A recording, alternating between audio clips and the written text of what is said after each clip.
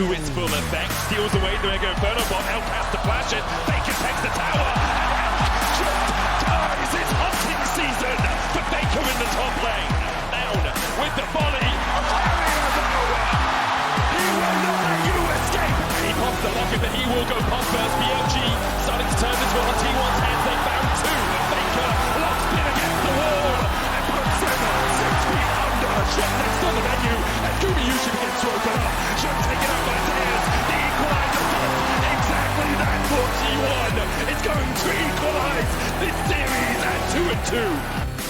T1 fights back and brings us to a Game 5, the very last game of Worlds 2024. This is the way we wanted it. This is the way it was written in the stars and it was promised. We get Silver Scrapes, we get a Game 5, and we get it all between BLG and T1. It just doesn't get any better than this. It's going to be an incredible finish to such an exciting series. It's all coming down to this one moment that will decide how people talk about you for the rest of your careers. And I love both these teams so much. Like, they're just so fun to watch. Like, when I first saw the iteration of this T1 roster, previously T1 had this reputation for like, they're the boring slow team. It's like, no, this team wants to kick your teeth in. BLG always want to kick your teeth in. This is delivering. We got our Game 5.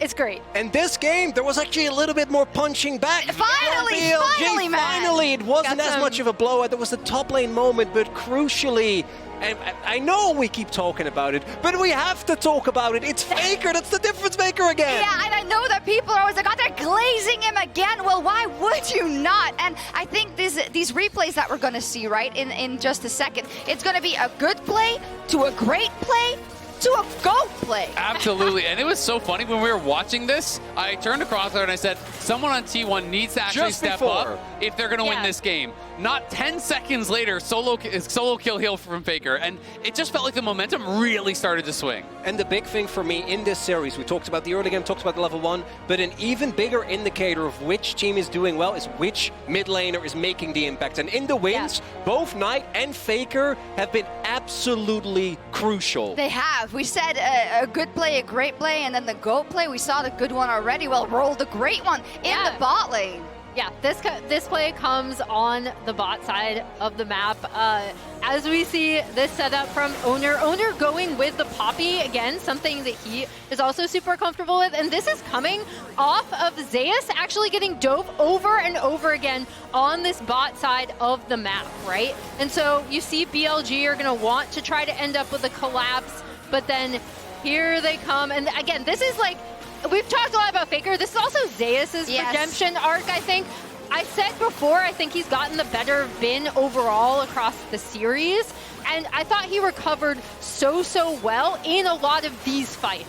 And this is also after the topside play that ended up backfiring immensely for T1. And more importantly, it also highlights, I think, why Keria, even though you look at this isn't a dive comp. You're playing into a lot of range, a lot of poke, but they're still able to make it work. And I think part of that was also because BLG, why are we fighting this? You have Smolder and Ziggs. You can stall until infinity, which they didn't do, but it also makes these skirmishes so insanely oppressive. I got blamed for the glazing so much because he wasn't even in that. It wasn't. I meant a different one. Regardless, you brought up a good point, though, and this is always the case when you talk about T1 in these situations, right? Although we need to respect that we know what this team looked like without FLICKR shot calling and his presence in the team, you also always need to mention all of them who can rally for moments like this. We even heard it in this tournament specifically, right? Zeus, who was calling a really important fight in the knockout rounds. We know that Keria can do the same. We know that Oner can step up together with not Huma, he's home, Gumayusi. So, you know, it was great to watch. But then, we have the FLICKR Silas play, right? The play, now for real. You probably know it's coming. He ends up stealing the Rakan ult here when after BLG you think it's over. The arrow misses, right? But here comes FLICKR from the side. They even see him coming, steals the recon ult, sets up for this beautiful combination with the Keria Renata. It's just insane. I mean, he used it perfectly. He E's forward, then he rocket belts flashes onto the next two, charms up everyone, sets up the CC, and it's those plays that are so iconic, and FLICKR has so many of them leading to Worlds titles. I mean, shades of the Azir catch on Ruler, right? In a similar situation versus an LPL team in a situation where you're up against match point, Maurits. Class is forever. And then it's also the follow-up, right? Like Oner flashing on immediately, Keria being at the ready, and they're going to need that as well, because in this game number 5, do not forget, because of the fact that T1 lost on red side, BLG will have the opportunity to go back to blue. And this roster T1 7-7 in game 5, so they are beatable. We'll see if BLG can pull it off. Yeah, because I'm not going to write off BLG either. They love playing these grudge matches, these best of 5s back in the LPL. They can go forever, Emily, but this is their backs against the wall. Everything that we have set up at the beginning of the day about the pressure of all of the LPL fans, of all of the BLG fans, they are the ones that were supposed to exact their revenge on T1, and they had him, and they didn't finish it. Is it going to come back to bite him? I mean, they're on blue side, so I'm super curious. I want to see them go for full comfort, right? Because even though that composition that they had in the last game was good, it's like, do you really want Knight on Smolder? Even when Smolder is insane, but you want him on something with agency. You want him on something where he can control it. You see the players coming out now. That's what I want to see from BLG. Default to comfort, play your game. Hey, you get to walk past your own name there if you're T1 from last year, Azale. Must give him some confidence. I mean, it's engraved on the trophy. They can see it. You just have to reach out and grab it.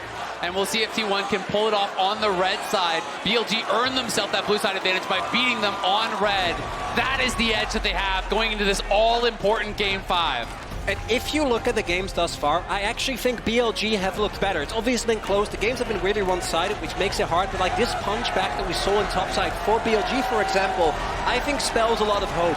But the real question is, how are they going to be able to deal with the pressure of being in that game number 5? And I gotta say, I think it's a toss-up at this point. It is. All 10 players walking in look completely unfazed. Neither side seems nervous at all. Absolutely, and that's what we want to see. And if you feel like it is building up to a crescendo, I hope so as well. We heard some of the music pieces, but one was too loud for the one orchestra and the other was too loud for the other. I want to see them synergize and fight it out till the very, very end. It is only one game that stands between us and knowing who our 2024 world champion is. Will it be FLICKR with his 5th or Knight with his 1st?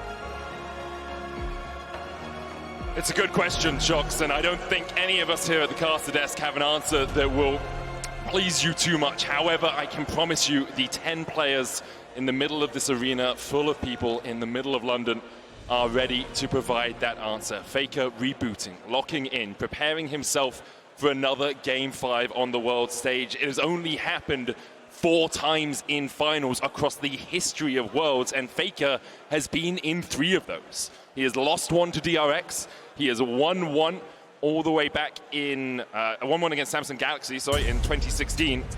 And now we'll see if he can win against BLG, who are on the blue side. Varus, their first ban. So last time that BLG were on blue side, they did the Varus, Ashe, and Skarner bans. And T1, they did their duty in doing the Aurora and Yone bans, and threw in the Nico as well, as both Knight and FLICKR are very good on that champion, as well as on Keria, this flex pick. But I'm really curious, will they still ban the Nico once again? I think it's Kalista. I think they'll take it away. I think it's proven to be too strong in this series, and I don't think they're going to allow it to go through. Honestly, I agree with you. I just think that the Kalista is just such a powerful bot. But we had the same conversation where it's a question of, do you trade Kalista for Jax? And then T1 couldn't find much success from the Jax pick, and BLG really made the Kalista work for them. Now they have to make the decision. The Kalista will be banned, but that does mean that in Game 5, Bin is going to get his Jax, and without hesitation, he immediately locks it in. All right, are we going to get the Zeus Gragas, the Zeus Gnar, perhaps? I mean, you have to trust in Zeus. He's shown that his Gragas is an effective answer into the Jax. I would call it an old school counter pick, but it's the one that Zeus has been leveraging throughout this World Championship. I don't think they need to lock it in now. They could grab themselves the Vi if they wanted to, perhaps even the Renata for Keria once more. They're hovering it. Oh yeah! Locked in straight away.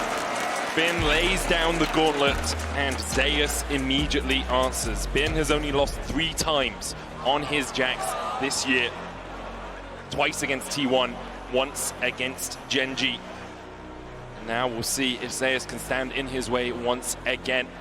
T1 looking towards perhaps a Galio in the mid lane here for FLICKR.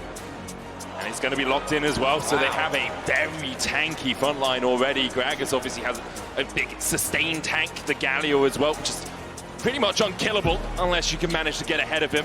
I'm honestly surprised to see the Galio locked in this early for T1, rather than securing something like the Xayah Rakan for themselves. They've chosen to go for it, maybe in anticipation of BLG potentially going for the Silas, and knowing that the Galio can be an effective answer into it. Elk gonna get himself his Kai'Sa. Ooh, we have to think they're going to build more on top of this dive then for BLG. Yes, some strong side laners plus some dive. It's just comfort. BLG are just saying, how comfortable can we be? Oh my goodness. Jax, we'll give Elk Kai'Sa, we'll give Knight Ahri. That is the epitome of what BLG like. How many legendary player champion combos are we going to get in a deciding Game 5 of World Finals? Knight on his Ahri, Bin on his Jax. Those very well, if they win, would be their skins. I mean, Knight, he's world famous for his Ahri. This World Championship hasn't had the best win rate for him, but you cannot afford to underestimate it. The Xayah going to be locked in for T1. You imagine that Rakan is going to rise in priority, BLG likely looking to ban that one away. 100% agree with you there. It just works too well with the T1 comp. Let's see, what will the bans towards BLG be here for T1 though, as we try and whittle down? I mean, possible jungle, yeah, possible jungle takeaways here for Shun.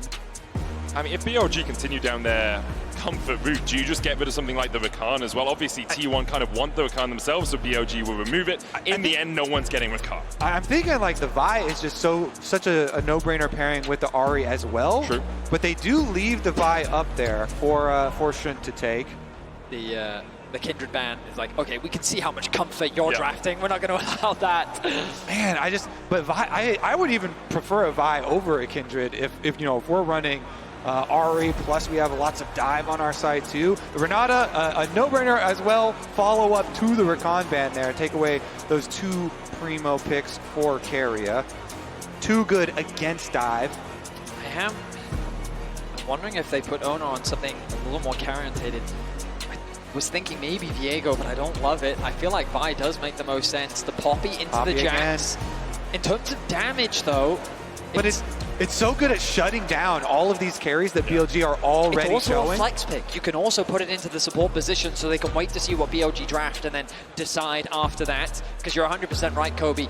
Poppy and its ability to mitigate the dashes on the side of BLG is a very powerful pick for sure. Ooh. What's it going to be, Shen? Looking towards the Jarvan.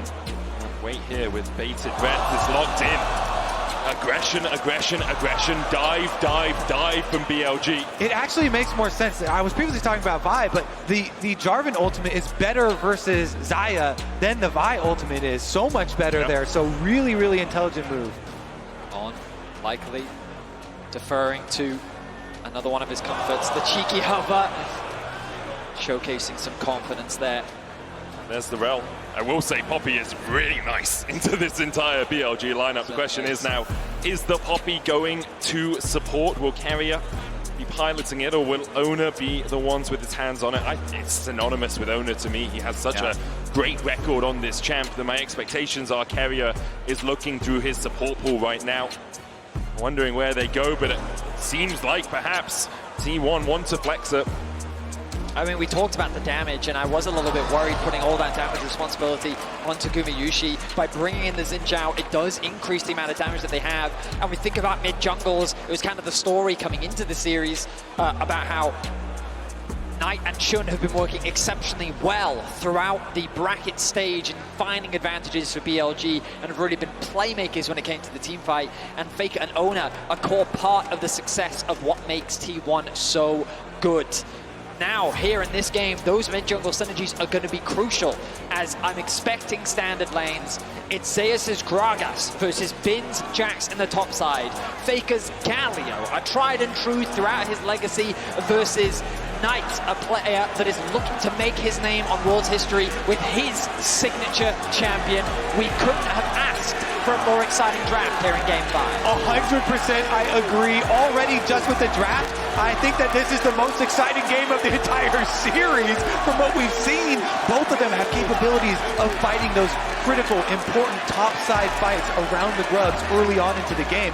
Xin Zhao plus Galio, such a good combo. The Jarvan plus the Ahri, also such a good combo. And we get Bin's legendary Jax versus Zeus legendary, I would say, Gragas at this point. He is 23-4 on the Gragas all-time.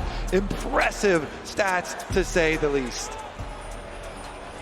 One last time we go to Summoner's Rift. One last time we see the defending champions battle against the first seed from the LPL. One more time we see these titans on the Rift challenge each other. One more time we see the weight of expectation so great on these two teams' shoulders. One more time. And there's so much on the line for both sides.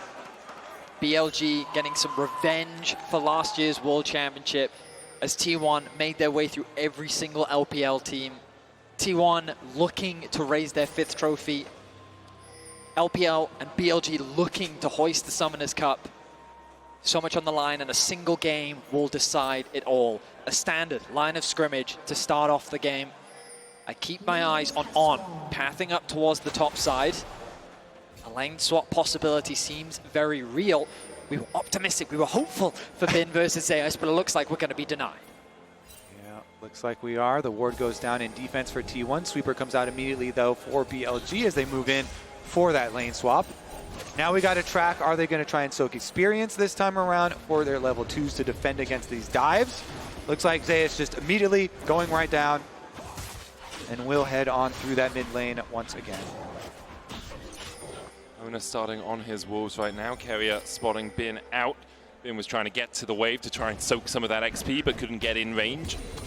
Zeus has been able to get a little bit of XP out of mid as Knight is just catching that wave that FLICKR and Zeus will push forward. It's going to be a split map. Bin goes in with the counter-strike here.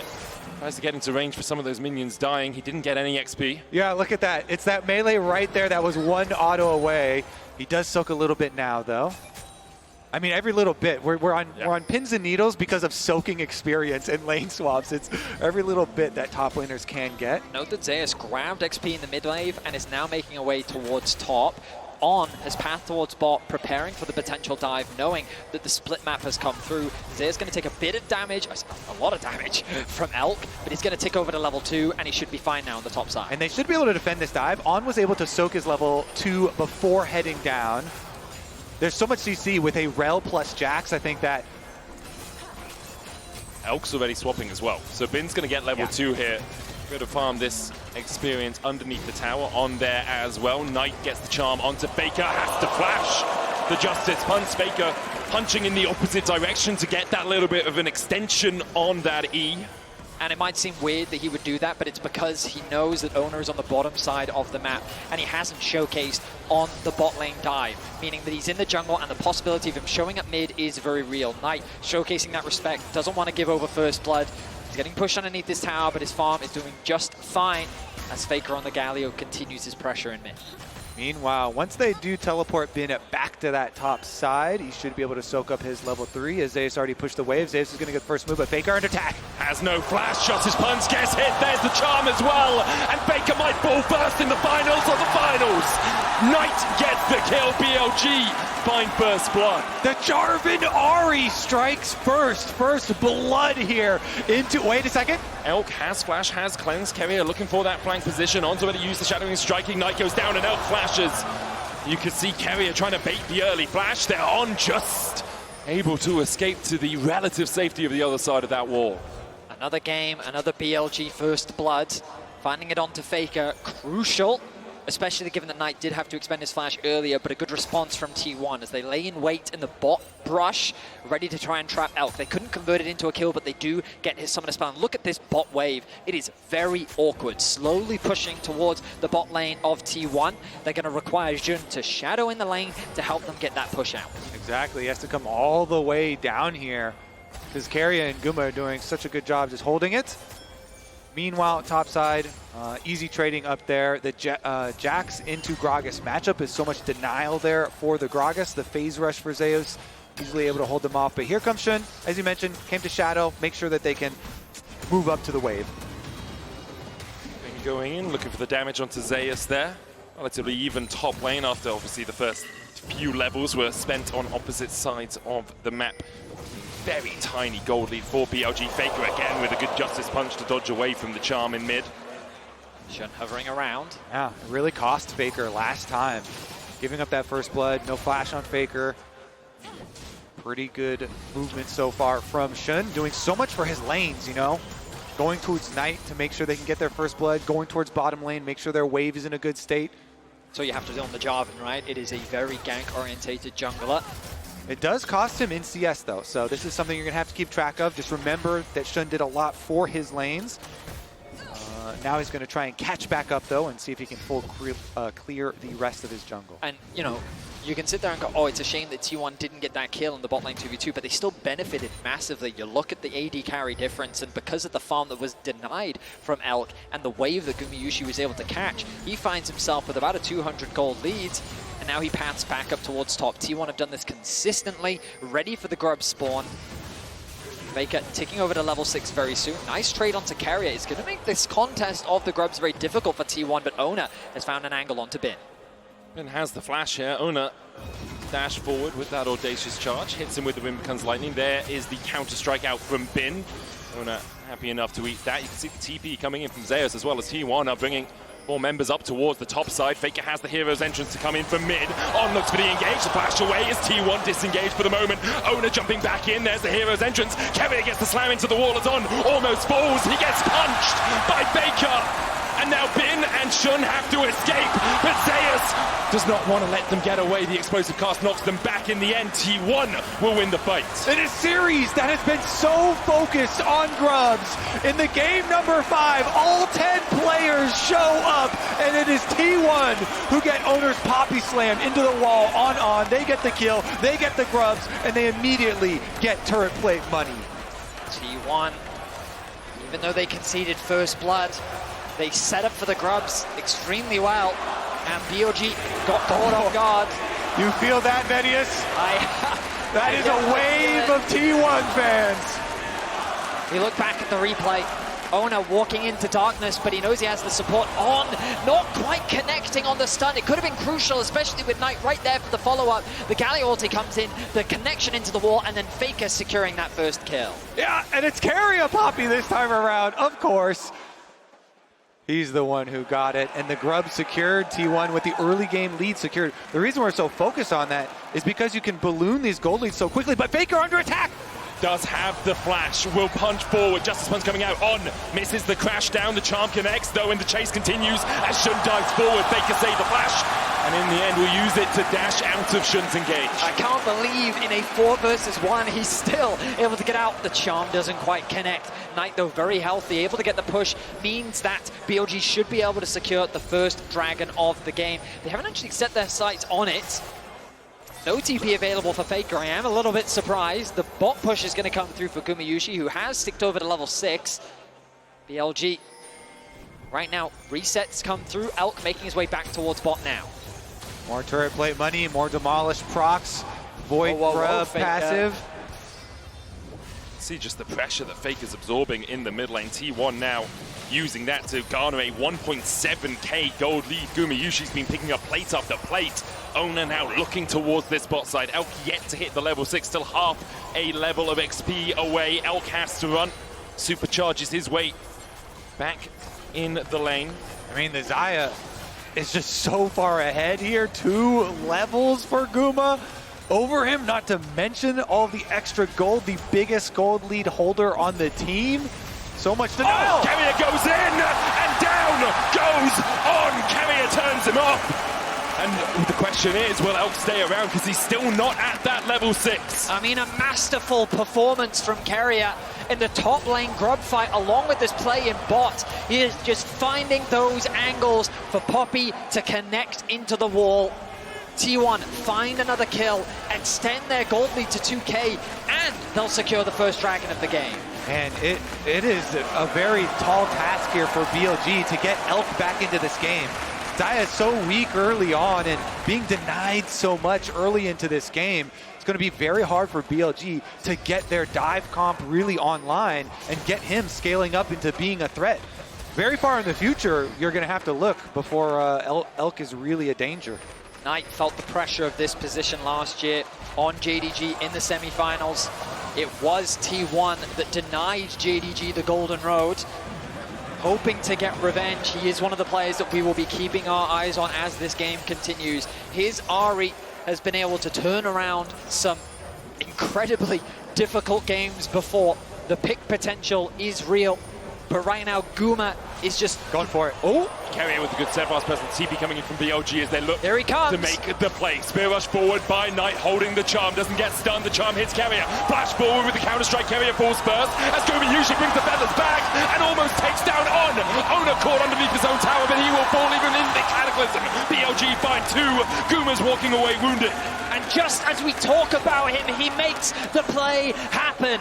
3 kills now for Knight. A fantastic TP to bring BLG back. Speak his name and you will invoke the magic of Knight's Ahri. That just fully funded Malignance and the shoes upgrade. Lucidity acquired. That ultimate cooldown now for Knight will be so low. T1 though, looking back at the grubs, they want to get at least 4 for their Void Might spawn. Despite a really good play there from BLG. I mean, yeah. The bot tower falling means that there's a huge wave as well. Knight forced to catch it, doesn't have the TP. Bin and Knight committing all of their summoner spells to make this play happening. The idea of shutting Gumayusi down is so important because of how much of a threat he is. Bin gets a nice flash, 2-person stun off, and they give the initial kill over to Knight. On's then able to disengage while Gumayusi does get away. Knight's able to secure the second kill as well. The kills in favor of BLG, but the gold still in the hands of T1. So much pressure on the shoulders of these BLG players, and now even more so onto that of Knight, a player that is so well-renowned in the LPL here, really looking to take that last step and acquire his first world championship. He is the richest player in the game. On Ahri, such a playmaker. Can he do it? That's the question that everyone asks themselves in moments like this as well.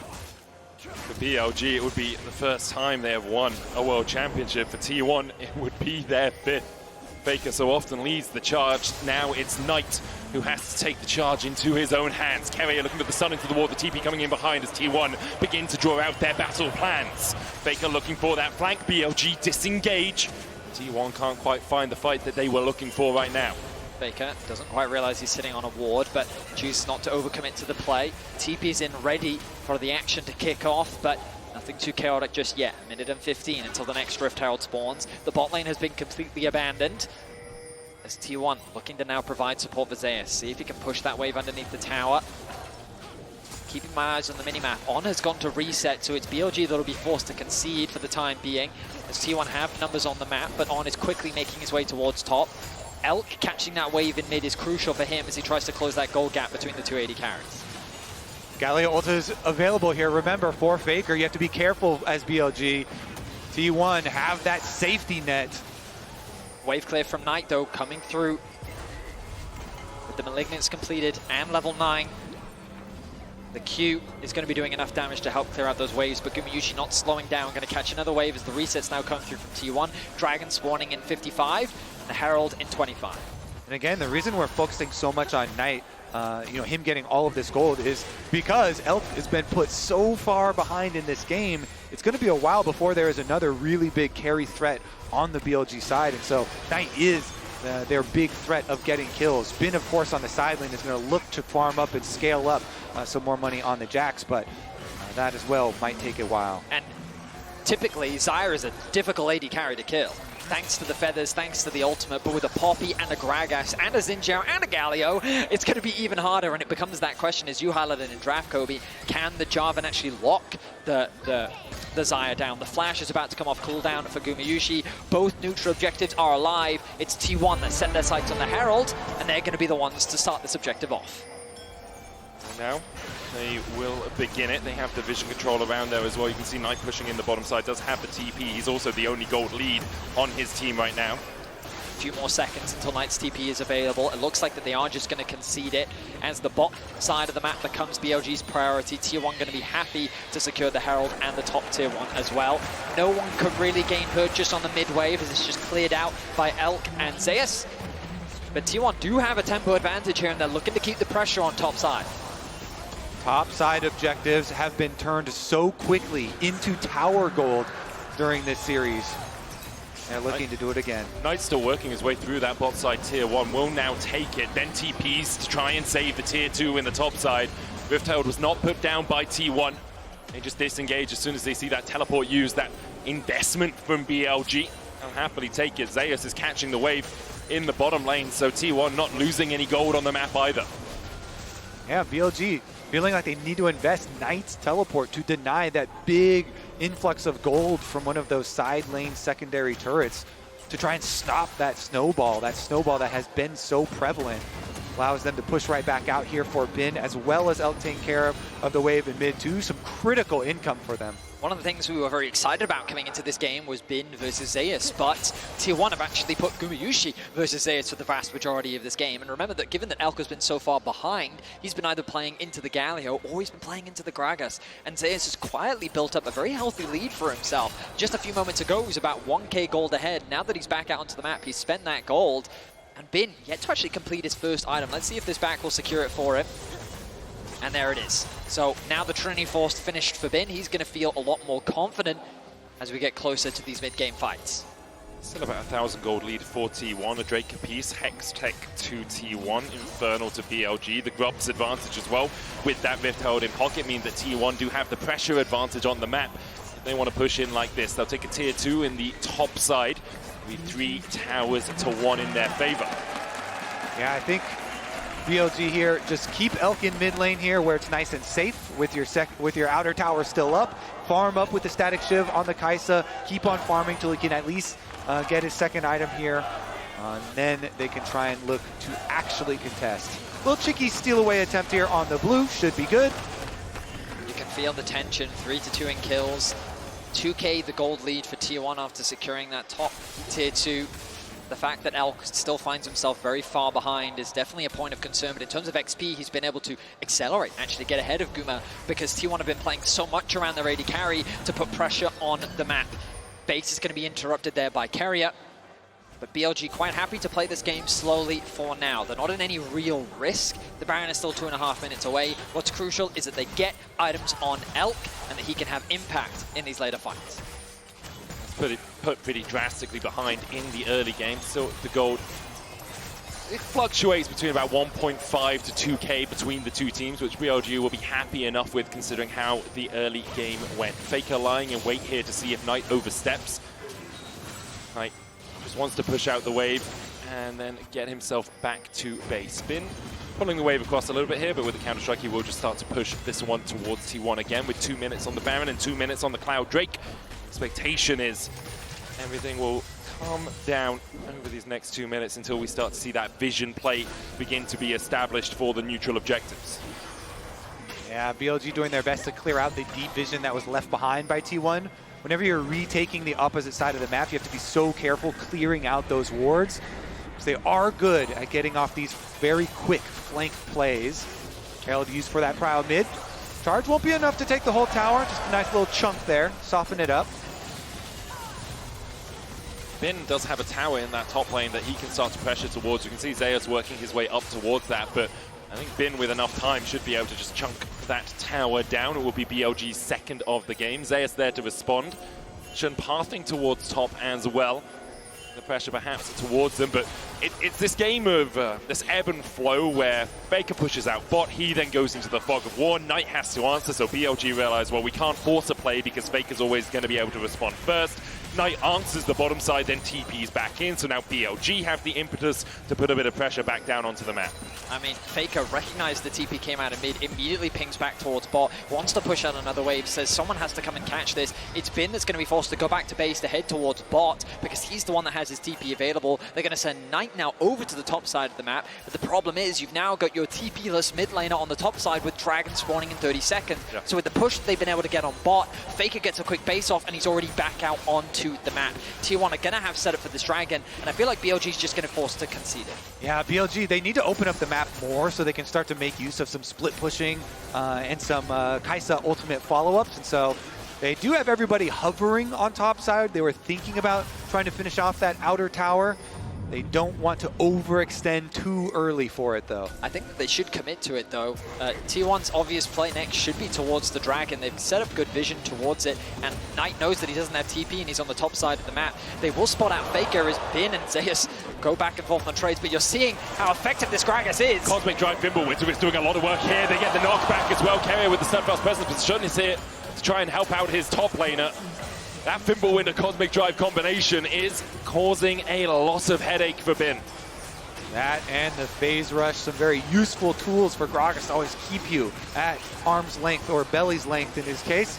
Meanwhile, Knight did end up finishing off that outer tower, that extra gold that they wanted in payment for the Dragon. So they still got a bit of what they wanted. BLG kind of giving up the minimum amount here in order to still get some trade back. Ultimately, yeah, I think it's the best trade for them rather than try and force the fight around the Dragon at this point in the game, especially when you know that Elk still hasn't even completed his second item. Meanwhile, Gumayusi, Infinity Edge. Such a powerful item spike for the Xayah. Elk just finishes his Ginsus, as you say that statement, Betty. There is 2 items on the Xayah, but she scales up so well as the game goes on. When they get towards the time when that W is just artillery more than anything else. And there's so many things that he has to consider when he's going in for it. You know, he's playing against, like you said, the Poppy plus Galio plus Xin Zhao and even Gragas. So BLG definitely going to be looking to control some vision first so that actually they can be the ones to try and set up some picks. Now, in Game 4, you said with confidence that you don't expect the game to end in 27 minutes. I feel like this game isn't going to end in 27 minutes. With how tense it's been so far, with clear win conditions laid out for both sides, the 4th Dragon of the game is where I expect a lot of action to be happening. In the meantime, both teams are prioritizing farming, looking for outer objectives, and ideally, if either one of them could break open that mid tower, that would be great. But in terms of the siege, I think that it's not easy for either side, given the amount of wave clear that they do have. But that point of tension continues to build up as both of these teams fight for that crucial edge to help determine who will be the 2024 World Champ. For Elk, for On, for Shun, for Knight, it's their first time here in a Worlds final. Knight has fallen short a couple of times in the past for T1. Obviously, they were here last year. They've been here 3 years in a row. Weren't able to win it in 2022, but in 23 they dominated Weibo. They dominated the LPL. And just say down 4 teams in that year, and now 3 teams in that year. Now alongside that top esports, looking to add BLG as a name to that list, but BLG have not lost a best of 5 versus T1. They just haven't played them at Worlds before, and here we sit 23 minutes in on a knife edge between these 2 titans. Reminder how close BLG was without Knight. The whole idea behind bringing Knight into this roster was to help push them over the edge, to give them that last bit of power needed to get them to where they are today. They've ultimately built this roster to get to this point against, as Azael said on the desk, possibly the greatest roster that League has ever seen in history with their continued international dominance. Meanwhile, the T1 roster here.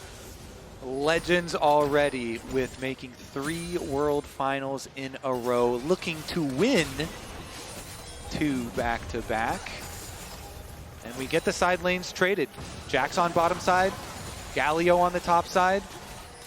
Mid lane waves traded back and forth as we just build and build to this crescendo of pressure in our final game of the year. It's crazy that it's all come down to this. So many comfort picks on both sides. The Sunlit Sky now finished for Bin. 2 items finished for him. Junglers starved of gold a little bit, as we often see at the highest level. If they could secure that second item ahead of this crucial fight, that would be absolutely huge. Both now fighting for vision. Resets come through for Zeus. He's making his way back out onto the map. Has the arm guard, a crucial pickup, providing a little bit more durability and just time-wasting potential in the upcoming team fight. Dragon, a minute away. We get ever closer to that crucial objective. Arm guard also finished for Knight. The bot wave pushed in. Elk not yet completed that Nash's Tooth, meaning he's not quite at the point of that consistent poke that we often see from the Kai'Sa. He's almost there. Has the blasting wand, has an amp tome as well. Gumayusi on the other side, sitting on a Zeal alongside his IE in the Essence Reaver. It feels like one of those games where a single fight's going to decide it, you know? As soon as the team starts snowballing, it's a Drake into a Baron, into a few towers, into a gold explosion. And I think that's why we see both teams so tentative about making that play.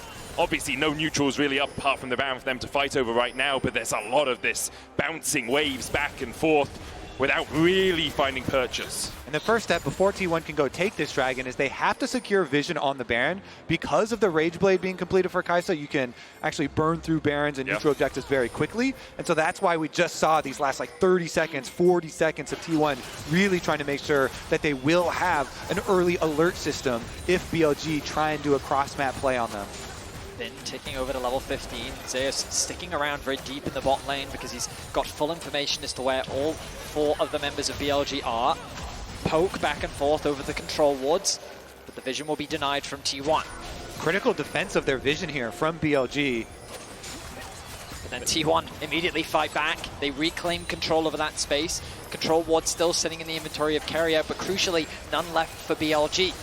I'm sure On would love to get a quick reset off, but I don't know if he's going to be given the time to do so. Pings coming down from the side of T1 of the bot side jungle.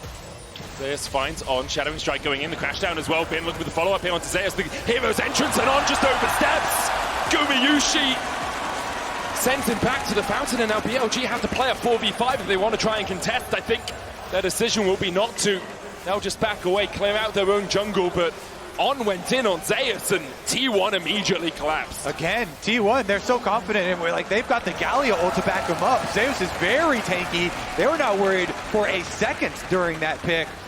On definitely bit off way more than he could chew, and that is a 100% sacrifice of the dragon, of the objective. Critically, it is just putting T1 to that sole point and not breaking the game quite yet. Gumayusi picking up the Phantom Dancer, immediately swapping it over for the Navori FLICKR Blade. Help securing that kill, giving him a nice injection of gold. You can hear the support from T1 from the crowd. The BLG supporters ever present in the arena as well.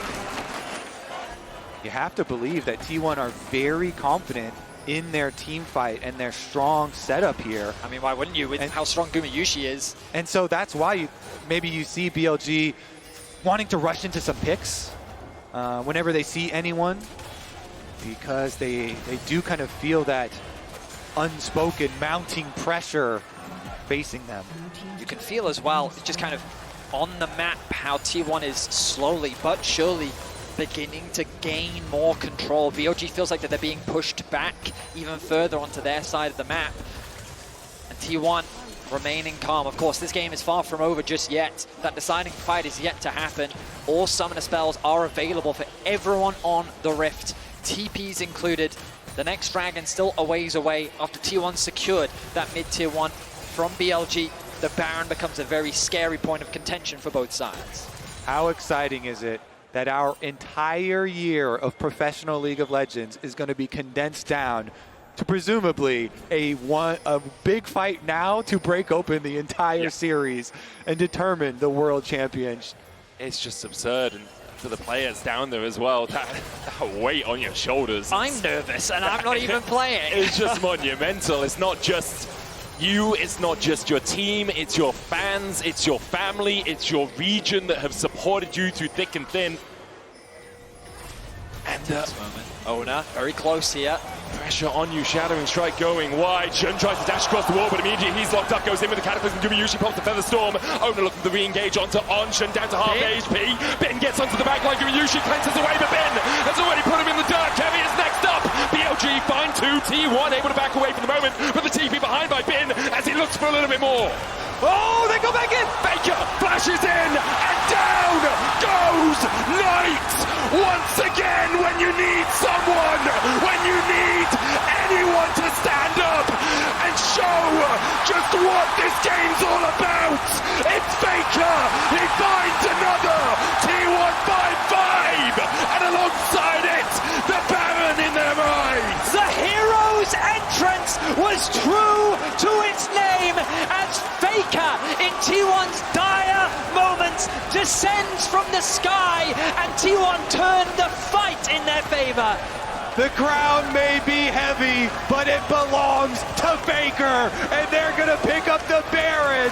What a turnaround!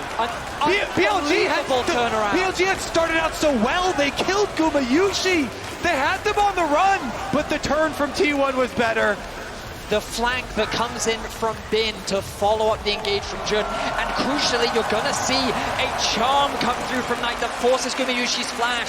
You think that the combination between Knight and Bin is enough. Taking out Gumayusi should have been the key. So look, the ultimate comes in from Jun onto Gumayusi. He's gonna ulti because he has no choice, he has to in this situation. And then the charm from Knight there forces the flash from Gumayusi. Bin sees the angle, so he flashes, sidesteps the knockback, and he's able to work with ult to get the kill. And at this point you think the fight is over. Exactly, then they're on the chase. Knight goes, he just barely doesn't have the range on his charm onto Oner, and they're teleporting for the pincer, but just as they're teleporting and Bin has to walk back to the fight, that's when T1 turned. Such fantastic play and such confidence. The TP, the awareness from T1 to realize that that TP was a mistake, and then to create the collapse to turn it in their favor. Unbelievable turnaround from T1. Teleport, the 4-second channel time, and T1 strike. Wait a second, topside, Zeus under fire! Zeus caught out, killer instinct in by Elk. BLG collapsing, 4 members strong, the heroes entry. Oh, Zeus! FLICKR joins the fight! Elk with the stopwatch, FLICKR in the middle of them all, and it seems like death may have arrived, and his name is FLICKR! He's here for your lives! The rest of T1 begin his collapse, FLICKR's gonna fall, as he pulls the stopwatch, manages to buy himself a second. Oner here to save his mid laner once again, and FLICKR still stands! He has ascended! He stands above it all! And he looks hungrily at that world's trophy! The unkillable Demon King! Unkillable one more time! Unbelievable once more! How does he keep doing it? I mean, with the Baron buff, 4 members dead, it's only Knight left to defend his base, his crumbling kingdom at the hands of T1. An inhibitor will fall, and T1 set their sights on the Nexus. Knight goes in with the Spirit Rush, lands the charm as well. The first Nexus tower's fallen, and T1 are just looking for the prize. They're hungry for it. T1 are the past, the present, and the future. A new era, the same empire. T1 are your 2024 World Champions.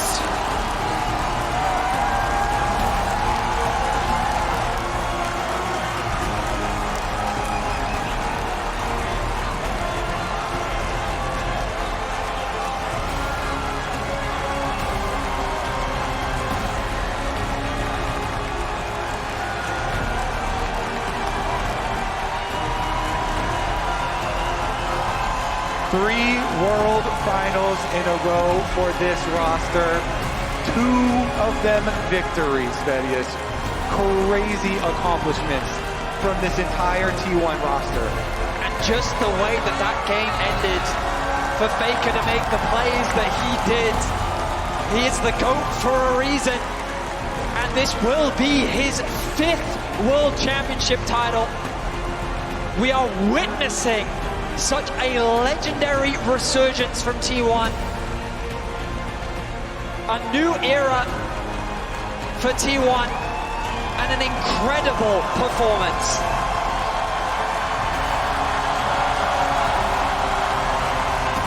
Please keep that roster together again. That right there is the new T1 dynasty. Heartbreaking for BLG to be so close. In the end, FLICKR said it best, you got to prove it. That's what you play. When you face T1, when you face the best in the world, the defending champs, you got to prove it. And today it was T1 that proved it. You know, trophy ceremony presented by Mercedes-Benz. They will hoist the Summoners Cup. I can't think of 5 players that deserve it more.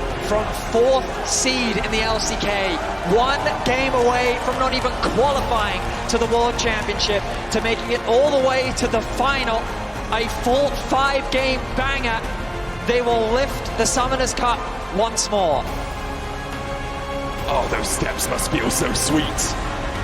A 5-game banger, as you say, Betty. T1 take to the main stage, and they deserve every accolade that is bandied towards them. It's back-to-back. London, Europe, the world, give it up. It's T1, your 2024 world champions once more.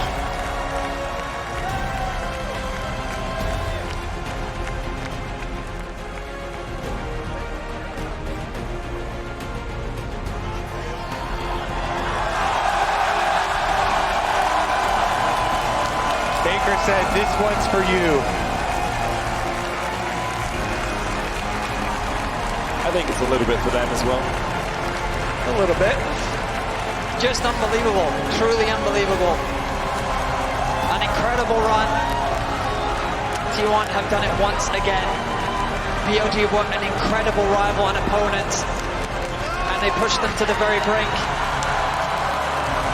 But what a performance. T1's 5th World Championship, and they will raise that cup once more.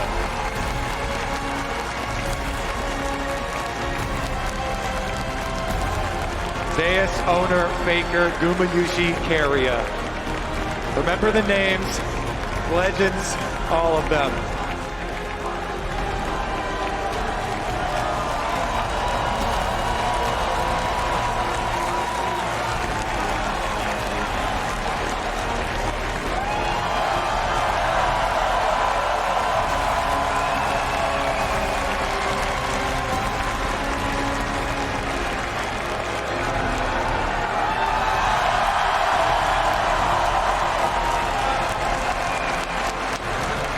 Gumayusi supporting Keria.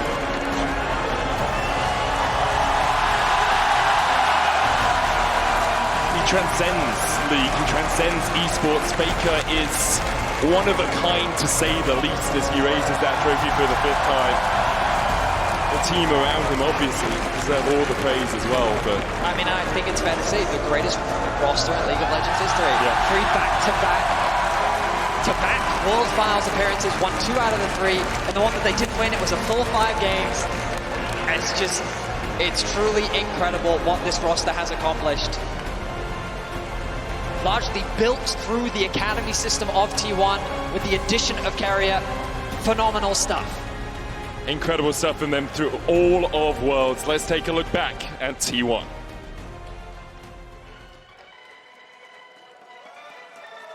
챔피언으로 참가했고 챔피언으로 떠날 계획입니다.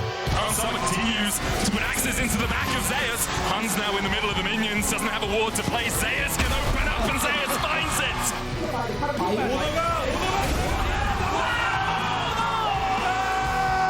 D1 may have limped through summer, but this is Worlds, and they are here to stay. T1 again managed to find a favorable fight, but FLICKR's not done! FLICKR!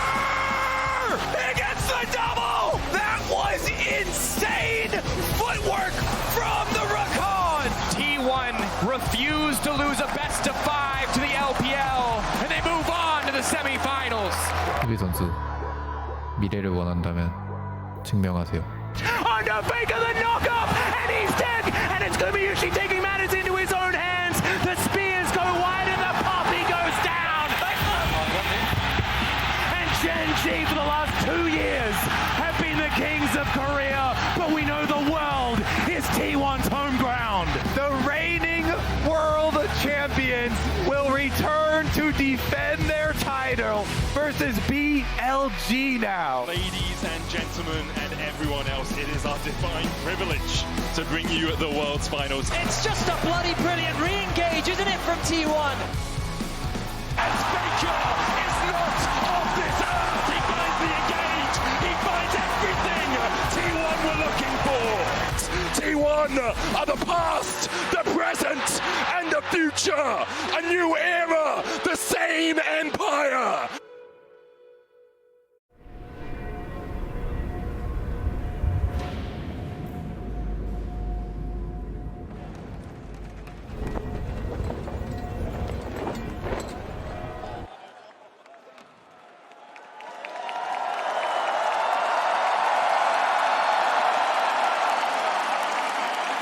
London, please give it up for your reigning and continued world champions, T1!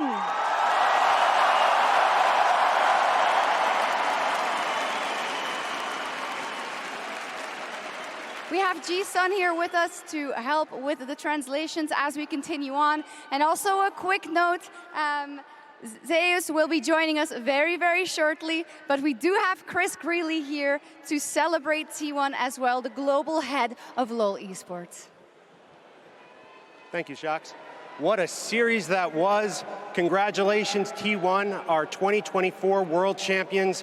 We are beyond excited to crown you as this year's champions and welcome you to the legacy of greatness. 2023 월드 챔피언십 우승을 다시 한번 정말 축하드립니다. 이 자리에서 함께 여러분들의 위대한 유산을 이루어내는 시간을 함께 보낼 수 있게 돼서 정말 큰 영광입니다. Your journey throughout the season and the tournament was nothing short of incredible. It was a joy to watch you rise to the top and claim your victory. You have made your fans, all of these fans, and the LCK very proud. 올 한 해 T1의 여정, 그리고 이번 월즈에서 T1의 여정은 정말 경이로웠습니다. 이렇게 또 한 번 우승을 이뤄내면서 여기 계신 모든 팬분들, 시청하신 모든 팬분들, 그리고 LCK를 자랑스럽게 만들어주셨습니다.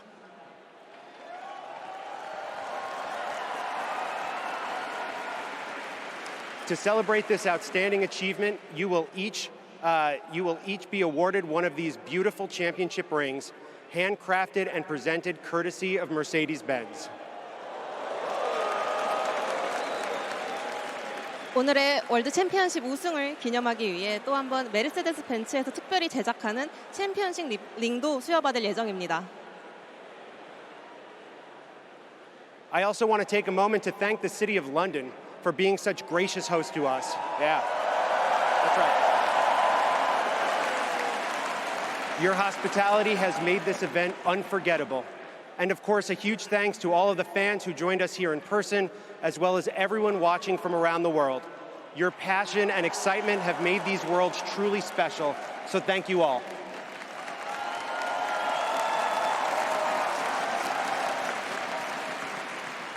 I'd like to invite Riot Games co-founders Mark Merrill and Brandon Beck, League of Legends executive producer Paul Beleza, and Riot Games CEO Dylan Jahada to share their congratulations as well.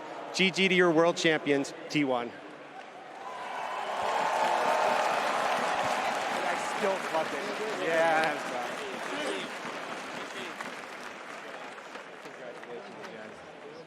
Oh, Congratulations. Congratulations. Congratulations. Congratulations. Congratulations. Congratulations.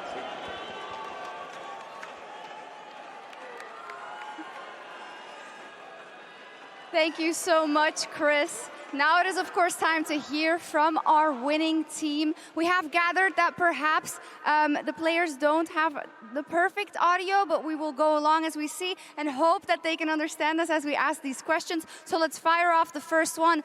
FLICKR, I have to go to you first.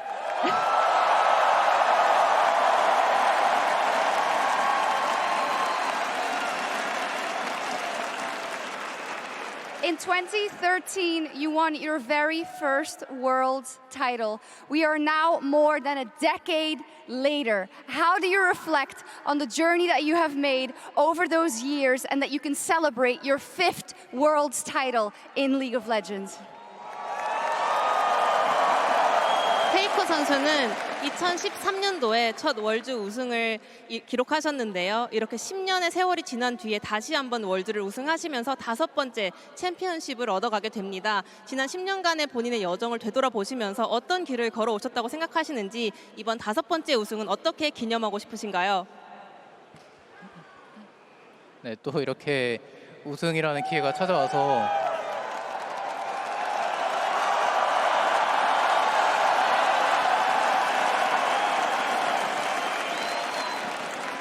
네, 우승을 할 수 있게 돼서 정말 너무 기쁘고 또 여러분들 앞에서 이렇게 우승할 수 있어서 너무 좋고요. 또 이제 이번 우승은 또 팬분들이 열심히 응원해 주셨기 때문에 있었던 것 같습니다.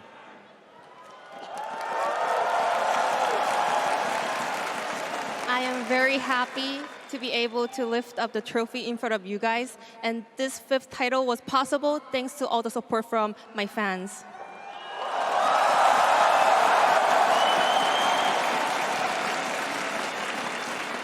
Keria, congratulations, and once again we saw how you react to these big moments, be it in the moments where you can't grind out the victory and in the moments where you can. Can you look back on these last 3 years and what you've done with this T1 roster and tell me about how proud you are at what you have achieved?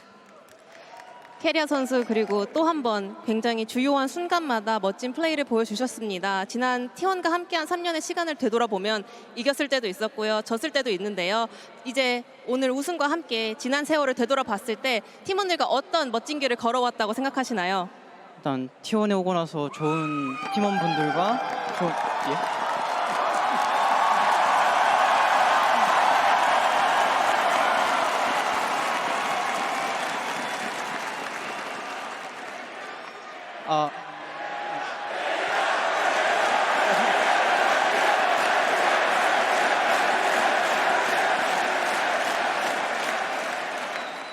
일단 땡큐 하고요. 그리고 일단 T1에 오고 나서 이제 많은 선수들 분들과 많은 이제 좋은 사람들이랑 계속 함께 하면서 많이 인간적으로도 그렇고 게임적으로도 그렇고 많이 배워가지고 이렇게 그 시간 동안 많이 배워서 이렇게 2연속으로 우승할 수 있었던 것 같아서 이제 너무 감사한 것 같습니다. First of all, thank you for the chance, everyone. Thank you. Ever since I joined T1, I was surrounded by amazing people, and thanks to them, I was able to mature and grow so much as a player, but also as a person. And because of that, I was able to claim this back-to-back championship.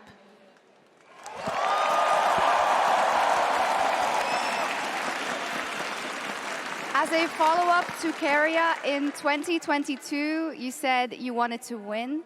In 2023, you said you really wanted to meet New Jeans. What was the motivation in 2024? 이제 22년도 결승에 진출하시고는 정말 우승하고 싶었다라고 하셨고 23년도 결승을 진출하고서는 뉴진스를 정말 만나고 싶었다라고 하셨는데 올해 결승은 어떤 게 가장 기대되셨나요? 일단 이번 결승은 좀 준비하는 과정에서 되게 후회 없고 열심히 했다고 자부해가지고 이제 지든 이기든 받아들일 수 있을 거라고 생각했던 것 같고 네, 지든 이기든 받아들일 수 있을 거라 생각했고 이제 그래서 이겨서 너무 기쁨에 눈물을 흘렸던 것 같습니다.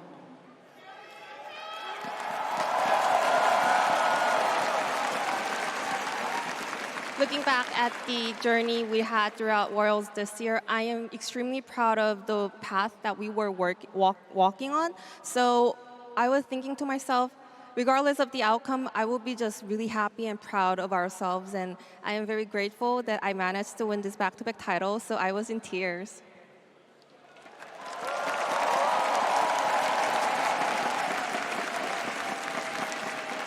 Koma, my sincere congratulations to you for yet another Worlds title. You who were there in the first iteration of the back-to-back championships way back in 2015 and 2016. How do you look back on this run with the team after you came back to coach T1 after 7 years? 꼬마 감독님도 정말 축하드립니다. 이 팀이 15년도, 16년도 연속 우승이라는 첫 대기록을 썼을 때도 팀과 함께 계셨는데요. 이번에 또 한 번의 연속 우승이라는 대기록을 썼을 때도 7년 만에 팀에 돌아와서 팀을 지도하고 계셨습니다. 어떤 의미를 갖고 있을까요? 그 7년이라는 시간을 이제 날짜로 조금 해보니까 정말 긴 시간이었더라고요. 정말 그동안 이제 우여곡절도 되게 많았었는데 이렇게 다시 T1으로 돌아오고 너무나 좋은 선수들과 너무 이제 스태프들 진짜 항상 뒤에서 아낌없이 지원해주는 뭐 프론트 분들 이런 분들을 다 만난 게 그냥 너무 운이 좋은 사람이라고 좀 생각하고 있어요. 그리고 마지막까지 항상 또 응원해주신 팬분들에게도 너무 감사드립니다. 그냥 감사한 마음밖에 없는 것 같습니다. 감사합니다. I converted 7 years to days, and yes, it is a very long time. And yeah, I was very amazed that after such a long time, I had a lot of ups and downs, but I found my home back in T1, and I was able to find another huge success. I think it's because of the great players and talented players that we have, but also the staff members who supports us as much as possible. And thanks to them, I was able to, and the team was able to accomplish this greatness all together. So all I can say is thank you. I am very beyond grateful right now. And I also have good news. I have heard that Zeus is able to join us right now. So if you please give him a warm welcome to the stage.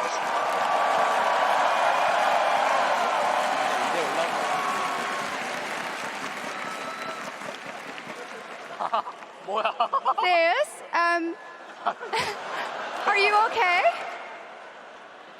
괜찮으신가요, 제우스 선수? 네, 좋아요. 좋아졌어요. Very good, very good. Much better. Much better. I'm glad you. When it comes to this game 5, Zeus, you counterpicked Bin's Jax, and I know that in your career there have been moments where people have counterpicked you and it didn't end up so well. So talk to me about the confidence you must have had going into this game 5 to secure T1 the championship.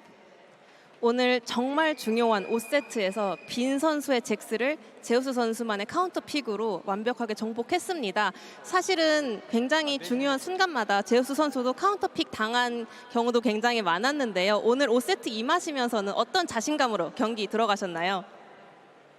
Gumayusi's helping out. 일단 빈 선수가 잭스를 워낙 잘해서 견제를 많이 되기도 했지만 제가 그라가스를 하면은 제가 더 잘할 수 있고 그리고 충분히 카운터 칠 수 있다고 생각해서 자신 있게 뽑았던 것 같고요. 그리고 네 그런 것 같습니다. I mean, Bin's Jax obviously is very, very strong. We were wary of it, but also I was pretty confident that with my counter pick, with our play, we'll be able to overcome this. So I was entering the rift with a lot of confidence. Yes, we definitely saw it. Oner, you have been a pillar for the team this year when it wasn't always going so well for T1. How do you reflect on all the work you have done for T1 and the work you have contributed in this phase of your career to the 2 Worlds victories that T1 was able to book? 오너 선수 그리고 올 한 해 T1의 조금 흐름을 돌이켜 보자면 힘들 때도 오너 선수가 언제나 단단한 기둥처럼 팀을 밑받침해주는 역할을 많이 해오신 것 같습니다. 지난 2년간 T1의 2연속 월드 챔피언십 우승의 여정을 돌이켜 볼 때 오너 선수가 팀에 어떤 그런 승리에 기여를 했다고 하시는지 지난 여정을 어떻게 좀 감상하시나요? 네. 어쨌든 2년 동안 저희가 이렇게 우승을 했기 때문에 굉장히 많이 기여를 했다고 생각하고요. 그리고 또 이렇게 좋은 선수들과 함께 할 수 있는 거에 대해서 너무나 좋게 생각하고 있어서 그래서 좋은 결과까지 나오는 것 같고 또 그리고 저희가 힘들 때나 좋을 때나 언제나 저희 T1을 응원해 주신 팬분들이 너무나 많다고 생각이 들어서 그 팬분들 덕분에 저희가 안 좋은 상황에도 불구하고 좀 잘할 수 있는 동기부여가 되는 것 같아서 팬분들한테 너무나 감사하다는 말씀 좀 드리고 싶습니다. First of all, we won back-to-back championship, so that's a contribution there. Also, I mean, yeah, there were some hard times, but there were also some good times. But looking back at the entire journey, I can say for sure that I was surrounded by amazing players, so we were able to accomplish this greatness together. Also, sometimes there were moments where the hardships were getting us, but thanks to the support from the fans, we were able to overcome it, and you guys are my biggest motivations.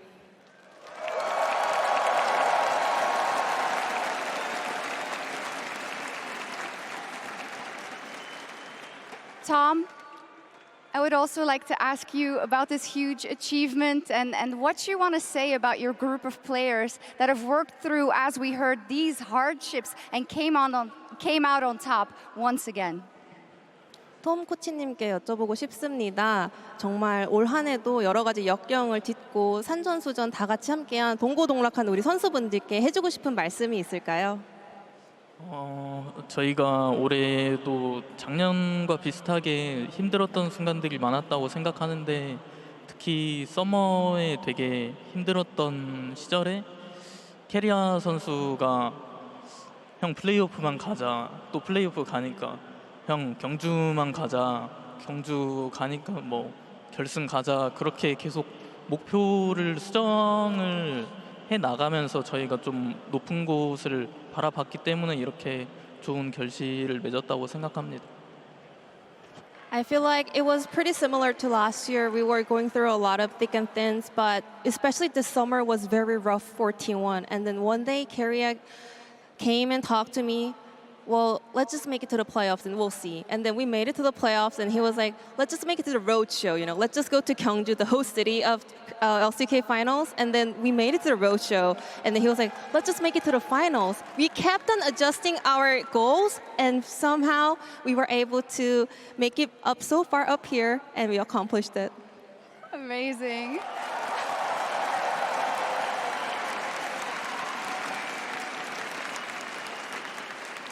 Gumayusi, congratulations on another world title.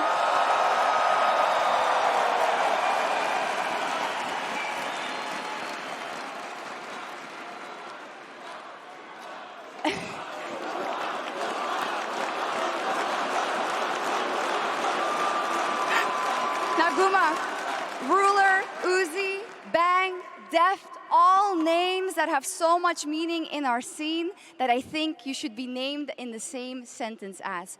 Where do you see yourself amongst these heroes of the role you play with what you have achieved? 또 하나의 월드 챔피언십 우승 타이틀을 얻게 되신 것 정말 축하드립니다. 위대한 원거리 딜러 선수들을 돌이켜봤을 때 항상 거론되는 우지 선수, 룰러 선수, 뱅 선수, 데프트 선수가 있는데요. 이제 오늘의 우승과 함께 더불어 이제 구마유시 선수도 그들과 어깨를 나란히 할 수 있다고 생각합니다. 구마유시 선수 개인적으로 이런 위대한 선수들, 전설적인 선수들과 견주어 봤을 때 본인이 어느 정도까지 올라왔다고 생각하시나요?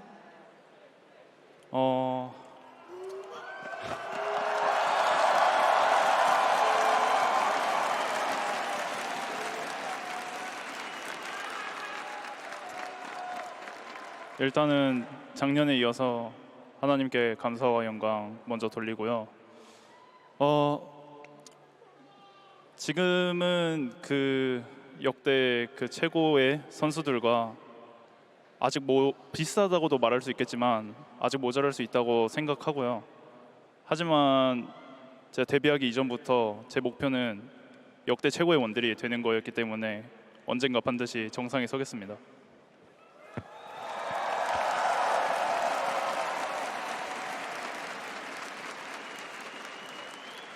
First of all, just like I said last year, I want to thank God, you know, thank to my God that I was able to accomplish this great result one more time. Also, adding on to the question, yeah, I can say that I am now on the similar level compared to those legendary AD carries, but also I can say that I still have a long way to go. But just looking back at the days when I was dreaming about debuting a pro scene, my one and only goal was becoming the goated AD carry, so I'm gonna keep on going.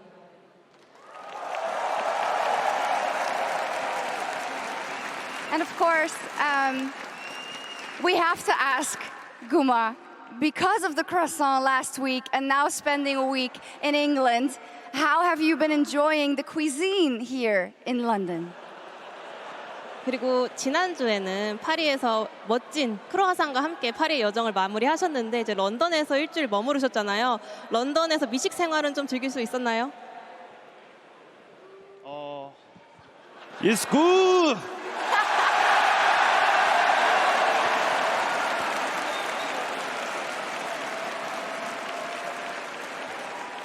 Do you need to translate that? I don't think so.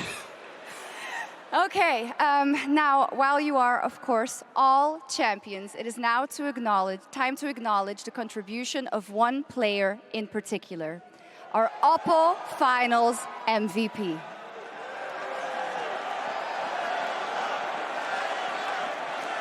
To present the award, please welcome Lord to the stage.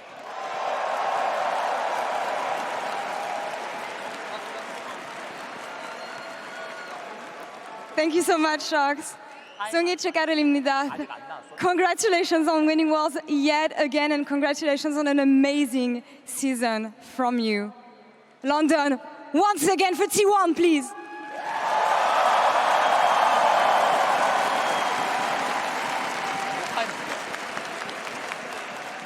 Based on votes cast by a panel of experts, each representing the regions competing at Worlds this year, your 2024 Oppo MVP is...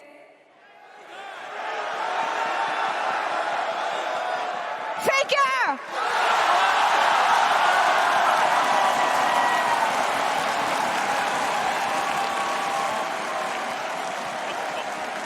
왜 이렇게 멋있게 생겼냐?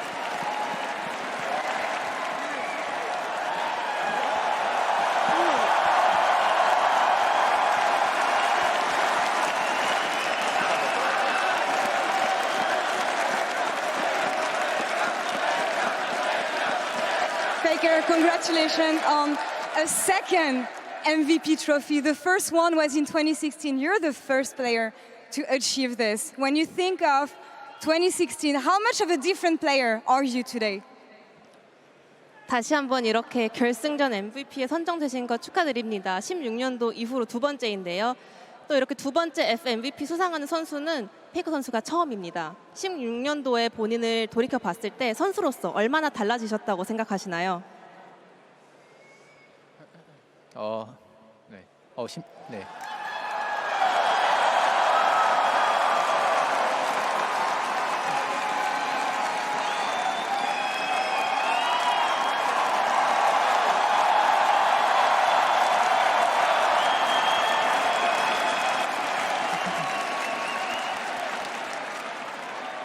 네, 16년도 때 뭐 MVP 받은 게 잘 기억이 안 나가지고 정확히 뭐 신경을 안 쓰고 있었는데 이번에도 사실 MVP는 별로 신경 안 썼었는데 이렇게 또 받게 되니까 되게 감사한 것 같고 그때나 지금이나 저는 뭐 좋은 팀원들이 잘 해줬기 때문에 이런 결과가 따라오는 거라고 생각해서 중요한 거는 저는 우승했다는 게 가장 기쁜 것 같습니다.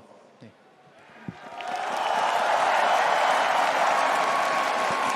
I actually could not remember that I won FMVP back in 2016. It was very vague in my memory, but same for today because I was not paying too much attention about, winning the finals MVP.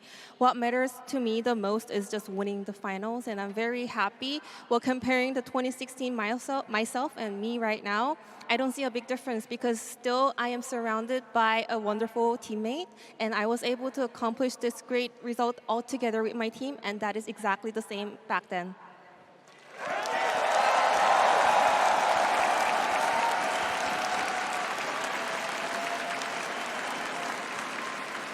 I know that you don't care about milestones. I know that you don't care about breaking records. So 11 years in, after everything you achieved, what is your motivation? What do you fight for?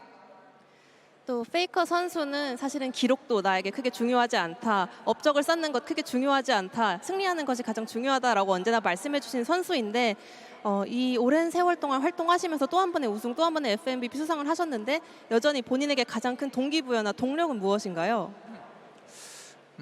일단 뭐 가장 큰 동기부여는 저는 이제 팬분들이 또 저를 보고 또 긍정적인 에너지를 많이 얻어 가셨으면 하는 마음이 항상 큰 것 같고요. 그래서 계속해서 열심히 준비하고 스스로 굉장히 의미 있다고 생각하는 결과를 만들 수 있는 것 같습니다.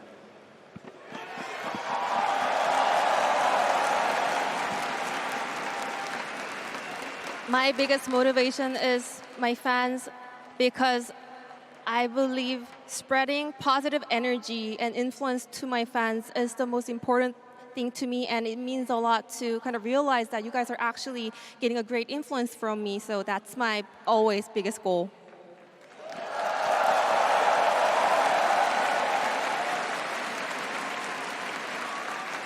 Now, last question that I have for you. 11 years ago, you were winning your first world title. When you think about the person you were back then, if you were to send a message to this young boy who was about to win his very first world championship, now that you have 5 stars on your jersey, what would you tell yourself? 11년 전 13년도에 첫 월드 우승을 하셨고 정말 또 오랜 세월이 지나서 다시 이 자리에 와서 또 한 번의 우승을 이루어내셨습니다. 그 시절에 어린 소년 페이커 선수가 막 월드 우승을 하려고 했을 때를 지금 바라볼 수 있다면 어떤 감정이 들 것 같으신지, 이제는 정말 엄청난 경력을 쌓으셨고 5번째 별을 유니폼에 달 수 있게 되었습니다. 그 어린 페이커 선수에게 하고 싶은 말씀이 있을까요? 뭐 즐기라고 하고 싶습니다. Go ahead and have fun.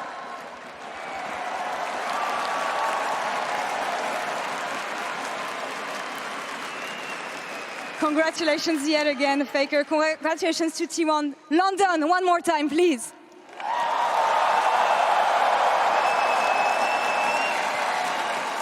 Now, before our champions lift the trophy one more time, I'd like to take a moment to acknowledge all of those who made Worlds 2024 the incredible event we've lived and breathed over the last 6 weeks. The 20 teams who traveled from every corner of the globe, their support staff, their families, their friends, all of you guys, the host regions we had, Germany, France, the UK, all of the teams we have competing all around the world all year long. Our tireless effort, the support team, our production, the event teams we have, thank you to all of you.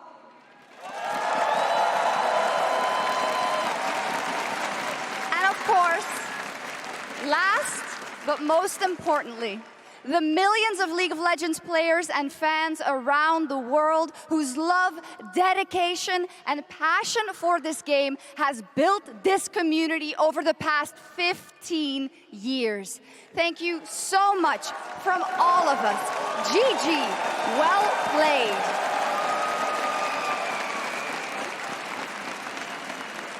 We love you, and now one last roaring time for T1 as they lift the trophy again as your 2024 League of Legends World Champions.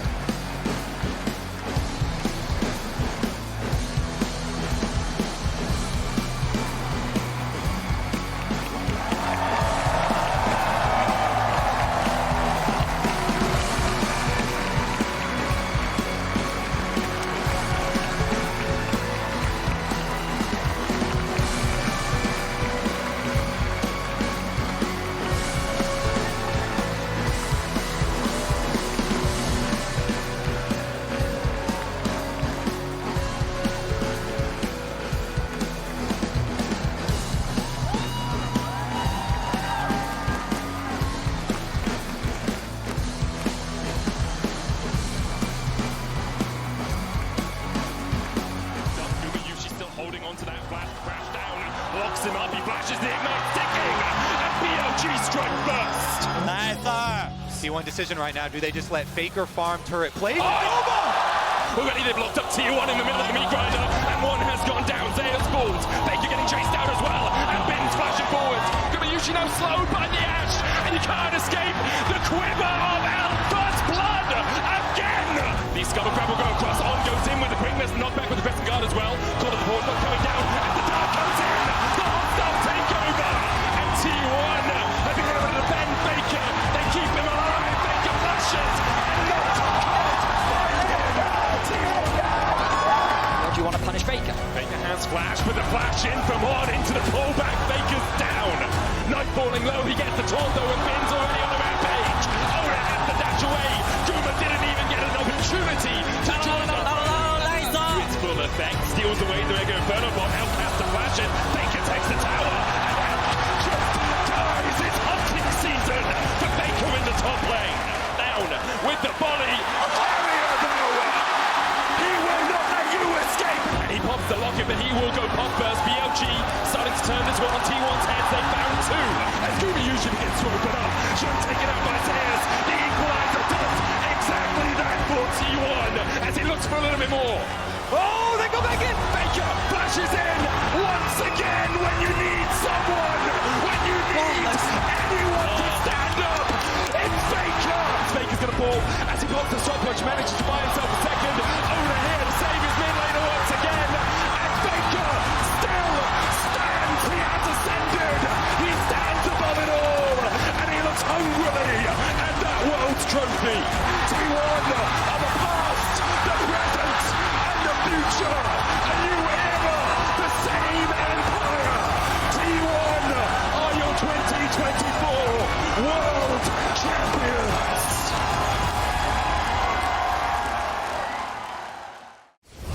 This is what you asked for. Heavy is the crowd. Fire in the sunrise. Ashes raining down. Try to hold it in, but it keeps bleeding out. This is what you asked for. Heavy is the crowd.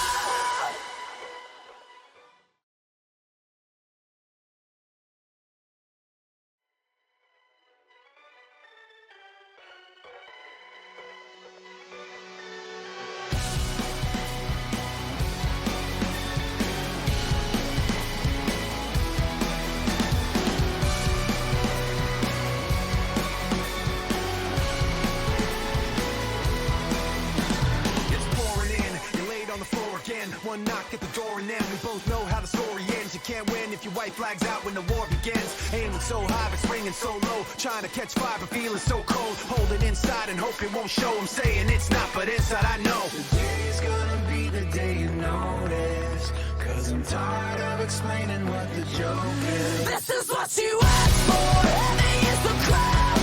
Fire in the sunrise. Ashes raining down. Try to hold it in, but it keeps bleeding out. This is what you asked for. Heavy is the crowd.